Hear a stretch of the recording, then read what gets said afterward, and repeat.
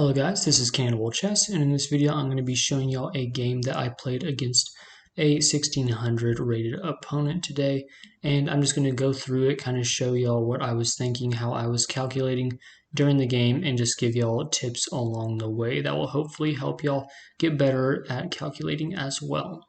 Okay, so the game starts with just a regular King's Indian normal variation, so we play all these moves very quickly because it's just kind of opening theory. And then here I play bishop to g4. So if you notice, the pawn that's usually on g7 is on g6. So usually when someone's bishop comes up here to pin a knight to the king or the queen, your opponent's usually going to want to play something like h3, try and kick away the bishop. So this is the first part of the game that I had to kind of calculate. If I'm going to bring my bishop up here, then I'm definitely going to want to take this knight. And the reason for that is, if my opponent plays h3 next, then I can't go back to h5 because then this would be coming and then my bishop would be trapped. So I have to be coming up to g4 to take the knight because there'd be no other reason after they play h3 to just go back all the way because I already brought my bishop out. It'd be a waste of a move, like in a waste of a tempo. So I kind of have to take the knight, and so I do, but that was my idea all along, is to just trade the knight and the bishops off the board. So he takes with the pawn, which is kind of interesting. The computer doesn't really like it very much. They're suggesting taking with the queen is better just because it doesn't ruin the pawn structure as much. And at this point, I kind of thought that as well. Like he's probably not going to be thinking as long as I'm going to be. I'll probably be calculating longer, and so I might have a better shot at winning the game. He's also weakening his kingside, so he can't really kingside castle anymore, which means that he's going to be going very aggressive. So he's probably going to try and queenside castle at some point, and then try and break open my kingside. So here I play queen d7, and the computer doesn't really think this is too good of a move, but it's okay because I'm not playing a computer. This guy isn't taking too much time to think, so I am fine playing this queen d7 move. The idea behind this move is just to put pressure on this h3 pawn.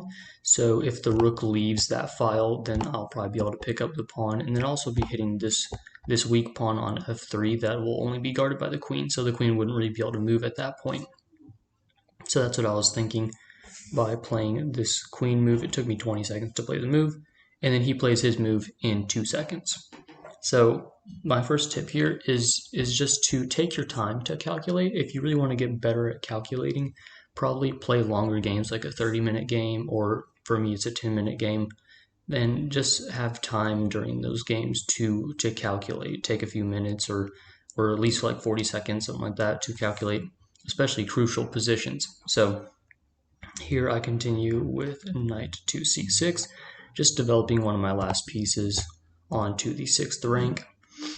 And I'm not just playing this move just to get my knight out. I mean, I'm obviously wanting to get the knight out, but I'm also eyeing this b4 square because this is where I would want my knight to be able to go to, because on the b4 square, then I would be hitting the bishop and the queen. So if he played something like, I don't know, like a3, or no, like if he played something like this, and then I could have this nice b4 square to jump to. And so I'd be hitting the bishop and the queen. And then, yeah, the computer's saying this would be a very good position for me because my knight is very active. It's already trying to deactivate this battery that my opponent's making on my g6 pawn. So that'd be a very good position for me. But my opponent, seeing that I'm wanting to go knight b4, plays a3, so I can no longer go here. And that's like a one move calculation. It's not too much. He took 6 seconds to make that move, so it wasn't too much of a thought-provoking position at that point for my opponent. And here I just push e5, and this took me about 20 seconds. I think it was like 20 seconds to play this move, because this move, it has the most that I have to calculate so far in the game. So after you push e5, there's about 3 things that your opponent could do. They could either play takes, or they could push the pawn to d5. So So it takes, push the pawn, or they could try knight e2, and then they're like thinking I'm going to take, and then they'll retake with the knight or the pawn. So let's just look at this one real quick. So if they move here, then I would actually be fine taking, and then they'd probably take back with the pawn, and then the position is still all right for me. I could play something like rook a to b8 or something like that, and then try and push this, or I would be fine playing this as well. So the position would be fine like that. If they took with the knight, it would be even better for me, because then I could retake, and then after they take, then I have an open file to attack the king on. And then if they don't play knight e2 and instead they take, then this is also fine for me. You know, I could take with the knight, and then I would be hitting the bishop and this weak pawn on f3, because he made this pawn weak on f3 by not taking with the queen. So that's why the computer didn't really like that move, because there's always going to be this weakness. So I'd be hitting the bishop and the weak pawn on f3. And then if he doesn't take the pawn and instead moves d5, and this is what he played in the game, then I have this idea of going in knight e7. So that's what I did. So d5 was the best move for him, and knight e7 was the best move for me. Because you're just rerouting the knight, you're putting more pressure on this pawn. You could also maybe come to this square at some point, or you could also help this pawn go to c6 and then get rid of this little pawn chain going down to d5. So my opponent just brings the dark square bishop out of the first rank, and then I play c6 immediately because I want to undermine his pawn structure. So I take with the pawn instead of the queen or the knight, because I want to open up this b file, because I'm assuming he's gonna castle queenside, because he doesn't want his king to be, you know, just in the middle of the board. So he's gonna want to try and queenside castle, and then at that point I would be able to play rook to b8, and then have kind of this semi-open file trying to attack the side that his king's on. So here he plays h4. He's just trying to push his pawn down to open up my king side a little bit more. And so seeing that doesn't take me too long, and I just play knight to h5. And this isn't the best move, but it definitely gets the job done, because it stops the pawn from coming down and attacking my kingside pawns. And it's also just kind of a nice place to have the knight. You know, it's defending this square if the pawn tries to come down, and then it's also kind of attacking the square as well. So it's a pretty good place for my knight. It's also defending the bishop. So it's a pretty decent square. Here he plays rook g1, just trying to get his rook a little bit more active. And then I kind of make the mistake here of going queen h3. And so this move, it did take me like 20 seconds to think of it, but I was very hesitant to play it, because when I was playing, I was like, well, I mean, what if he castles here? You know, if he castles, do I even want to take the pawn? Should I even take this pawn? Like, I don't know. If he castles here and I take this pawn, this is kind of what I was thinking. Well, couldn't he just play something like bishop to e2 here, and then he'd be attacking my queen, and once my queen moves, then he could pick up the knight. So I would have to go to something like, I don't know, queen f5 or something like that.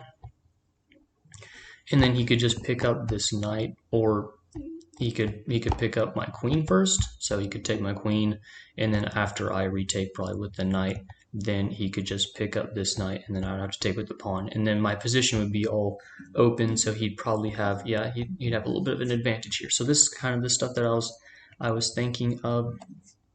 So I didn't really think I could take that pawn.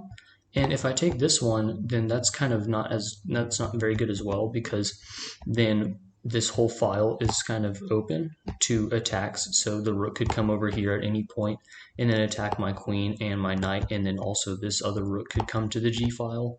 So both rooks could be on these semi-open files attacking my king side. So it was just it's very risky. So I kind of regretted moving my queen to h3, but that's fine. So he castles here, and then I just move it back, because I realized that was a mistake. I didn't want to further make any more mistakes by taking any of these pawns. And so another tip for you guys is, when you do make a mistake, when you realize that there's a mistake that you made, just try your best to reverse it. So I just brought my queen back to a safe place on the board, which is on my on my side of the board. So here my opponent plays rook to g5. And at this point, I was kind of realizing that my opponent's not really going to take too much time to calculate. At this point, they had only taken a minute in the whole entire game. This is a 10-minute game, so each person has 10 minutes. I had taken 3 minutes and 20 seconds. They took a minute, so they're not really taking too much time to calculate. And so, yes, I was assuming they're gonna, once they bring this rook down here, they're probably gonna want to take this knight because they're thinking, well, then I can force my opponent to take with the pawn, and then the file's going to be open for my other rook to come over here, and then I can probably get some sort of checkmate on my opponent here. So I did think of this for a second, and I could have played something like knight here, you know, if I was worried about it, but I really wasn't. And so I actually played pawn to h6, and I'm basically kind of, I'm not really taunting him, but I'm kind of like saying, yes, just go ahead, try and take my knight, see what it does. So he does. He takes my knight on h5. I take his rook with the pawn, and then he brings the rook over here as expected. So at this point, it does look kind of bad for black, but all I did was just move my king over. So there's no more pin on the bishop, and there's no real threats of checkmate. The bishop can come here, but that's not really going to do much because there's like, it's not attacking my king really. This is even better for black if the bishop does go there. So I didn't really have anything to worry about. And so he plays f4. He's just trying to get out of my nice pawn structure in the center of the board, but I don't take. Instead, I play f5. And if I did take here, I think his idea was, well, then I can just take, or he could also play something like e4, try and get his knight into the game. So it wouldn't be something that I like. I wouldn't really want to take the pawn. I mean, I could have, but I didn't really want to. So instead, I just play pawn to f5. And this move did take me, it took me like 30 seconds to think of this move as well. So you do have to take some time, but I just played this move because I didn't want, I didn't want to take the pawn, but if I'm not going to take the pawn, then he could move f5 and then start trying to get the pawn further down the board and create more of, more attacks for me to deal with. So I didn't want to take the pawn, but I didn't want him to bring it down, so I played f5, and this also blocks the range of the queen and the bishop to my king side, so it's a pretty good move. And then here he takes 2 seconds and decides to take. So I retake with the bishop, trying to get my bishop a little bit more active, and so now I'm hitting this knight. I'm also eyeing the h2 square, so my bishop is pretty good here.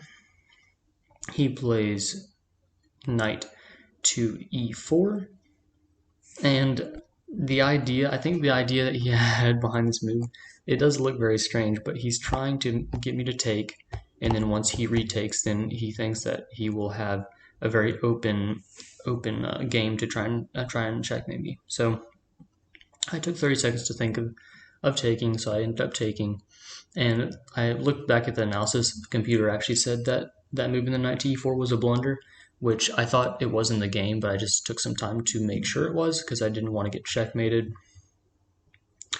And so here, it's not even a bad position for black. Like, it looks so open. The rook's making it to where the king can't move. The bishop's making it to where the king can't move to h7. So the king has no squares to go to, but he's completely safe here as well. It's really funny. And it's all because this bishop on e5 is guarding this diagonal, so the bishop can't come here and think of any ideas of like checkmating me or anything. But my position is completely winning here.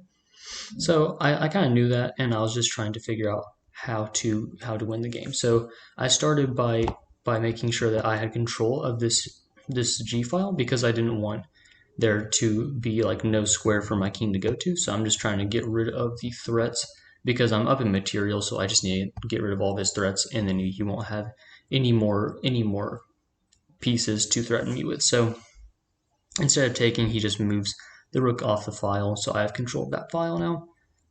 And then I just continue my attack. So I bring my pawn up, I threaten his bishop, he has to bring it back, And then here I play rook to b8.